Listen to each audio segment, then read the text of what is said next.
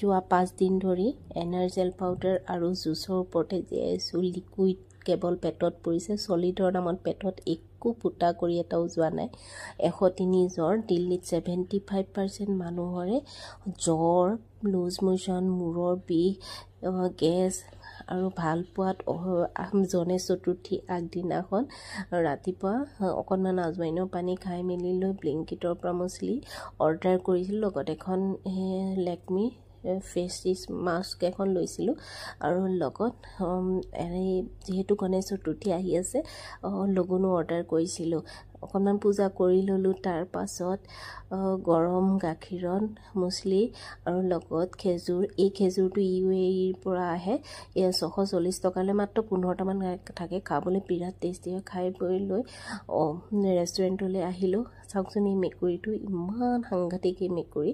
তাৰপিছত ৰাতি হোৱাত ঘৰলৈ আহিলোঁ প্ৰায় 11:45 আৰু আমাৰ পাৰ্কিঙত পৰা লৈ মানে এই ৰাস্তাত আৰু ধুনীয়াকৈ এইদৰে গণেশ চতুৰ্থী প্ৰিপেয়াৰ কৰিছে। আহি ধুমাধুম মানুহজনৰ কাৰণে বনালোঁ মানিমুনি আৰু অকণমান নৰসিংহ দি পেলাই, মাছ আছিলে 2 পিচ।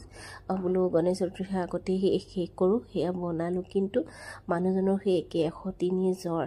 উপায় নাই, তেনেকেই কাম কৰি থাকিব লগা হৈছে। যিহেতু ৰেষ্টুৰেণ্টতো ষ্টাফেই নাই, মানে প্ৰায় ভাগে ছুটীত গৈছে। মানে কেনেকৈ যে কি চলাইছে মানে ক'ব পৰা নাই। এইকেইদিন কৈছোঁ নহয় কি হৈ আছে মানে ক'ব পৰা নাই আৰু মানে এনেকুৱা হৈছে চবফালে বিপদে নাযায় নোপায়। তাৰপাছত মিক্সি জাৰত নহৰু ল'লোঁ। এই নহৰুটো 800 টকা কেজি। এইটো বোলে মানে নাৰ্ভৰ কাৰণে, শিৰৰ কাৰোবাৰ বিষ থাকিলে বোলে খালে ভাল। মই এবাৰ আনি চাইছিলোঁ এনেই।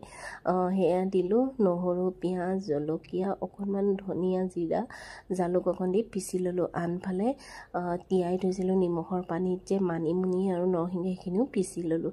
তাৰপিছত অকণমান অলিভ অইলত মাছ 2 পিচ ভাজা আছিলে, সেইখিনি অকণমান গৰমাই লৈ তাত হিং অকণ দি মছলাখিনি দি ভালদৰে ভাজি ল'লোঁ। ইয়াত তেল অকণ বেছি দিলে ভাল হয়, যিহেতু মই তেলটো খুব এভইড কৰোঁ। অকণমান মছলা বাতিটোতে পানী অকণ দি আকৌ অকণ ভালকৈ ভাজি লৈ তেল বেৰিঙাত গোটেই পেষ্টখিনি দি দিলোঁ মানিমুনি আৰু সেইখিনি ভালদৰে ভাজি ল'লোঁ। ভাজি থুপথুপীয়া হোৱাত এতিয়া তাত সৰহকৈ গৰম পানী থাকিলে গৰম পানী দিব পাৰে, দি ভালদৰে ঢাকোন লগাই উতলিব দিলোঁ। উতলি যেতিয়া অকণমান পানীটো কমি যাব তেতিয়া মাছ 2 পিচ দিলোঁ। আকৌ অকণ ভালকৈ উতলালোঁ।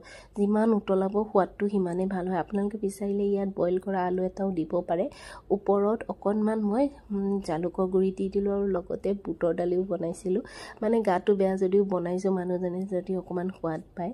আৰু লগতে নেমু, ভোট জলকীয়া দি এইদৰে খালোঁ। আজিলৈ আহোঁ, বাই বাই।